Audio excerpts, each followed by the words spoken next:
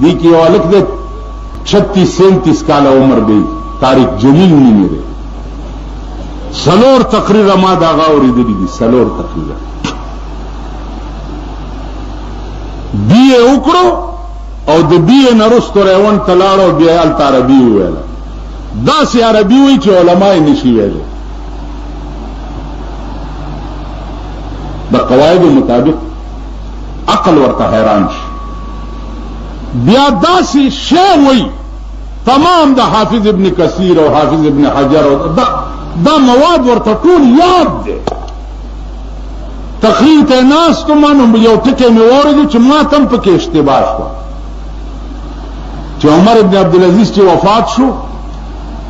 او پا لحد پا غاڑے کٹ کے خو نو دا اسمان نے یو ریز راغا او دا دا پسینہ یو کاغذ کے خو ریز لاغا خلقو چا کاغذ وکتو پاگی کلی کلی چی بسم اللہ الرحمن الرحیم امان من اللہ لعمر ابن عبدالعزیز عمر ابن عبدالعزیز تا دا خخدیدون مخ کے نجات شو خخدیدون مخ کے اوبا خلے شو اس عمر ابن عبدالعزیز ولی دا خخدیدون مخ کے اوبا خلے شو زکا بادشاہ او عمل داو چی جامعی خیرنی پختن لے خلق رال کور والا ہوتے چی دا جامعی خور بدلی ککن ویل پا خدا می دی قسمی کبلا جوڑا اشتن سور بدل کن عمل دا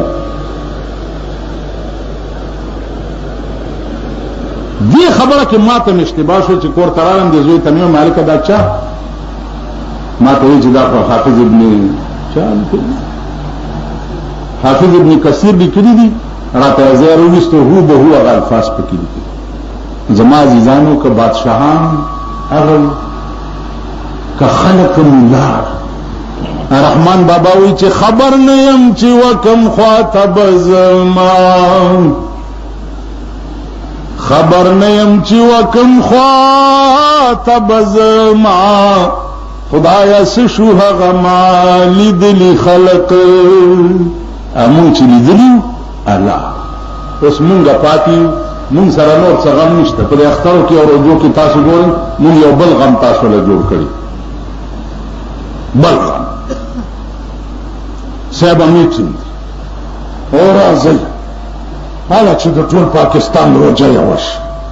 حالا خطر او ډیر حالات خلي دي چې روزه یوش نو پاکستان د خدای ال تبي خوباسي چې چرته بوټو بونی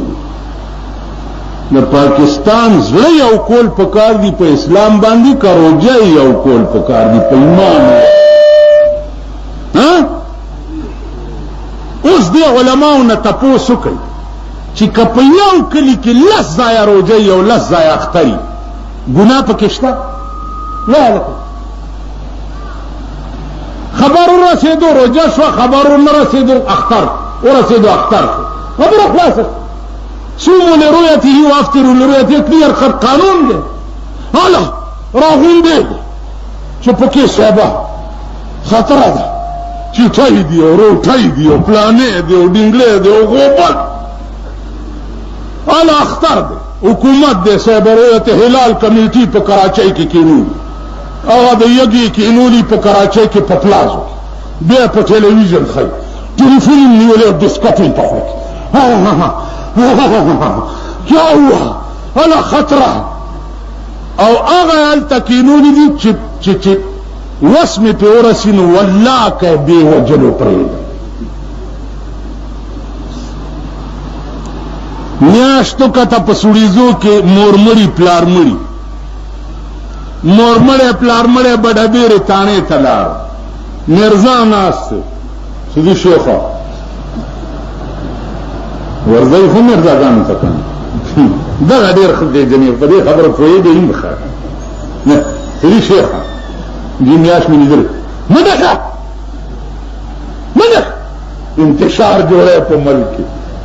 عاشق ول د شیخ خبره مرزا ناوري نو د کراچۍ پلازه ته د شیخ خبره څوک ورسېږي سټي موږ په خبره پوهېږي کنه کراچۍ پلازه تا پدې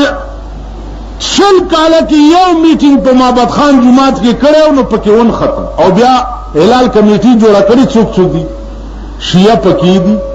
بریلیان پکې دي دیوبندیان پکې دي پرویزیان پکې دي وابیان پکې دي مرتبان دي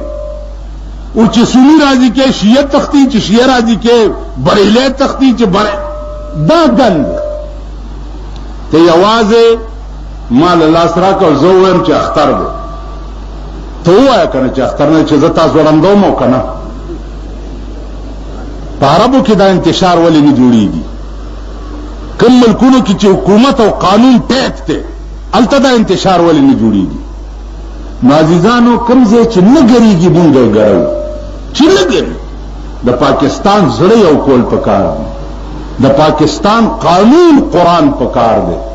د پاکستانیانو ایمان یو کول پکار دی 2 لکه فرقې پکې دي پاکستان اختر او روزه یو کولو کې څه کمال نشته لمونږ وروره کار نشته ځان له څه کار وګورو مال چې هلته څوک راچې دي دا نظم په آرام کښېني تنګوی مې مه قاسم علي خان جومات ته راځي هلته به خبرې کوو کار مې څه دی چې اته ورځې مخکې په سردردۍ ځان له جوړ کړم به چې هلته راشي که روژه یې ورته اعلان کړم چې زه روژه ده روانېږئ روانېږئ چې اختر یې وجه اختر دی پلانې ملاره پېږدم روانېږئ ځئ مسخر سترګې ټول پلانې زمونږ استاد خو داسې وي چې ما ستاسو استاد ما له لږ راولي اب یاري ما له راځي چېرته ورته قسم یې کړی پړی چې نیسم یې په لتو پېښېږي دا هر څه به ټیک شي خو که ډنډه د اهل تقوا او د اهل دینو په لاس کې راغله هر څه به ټیک شي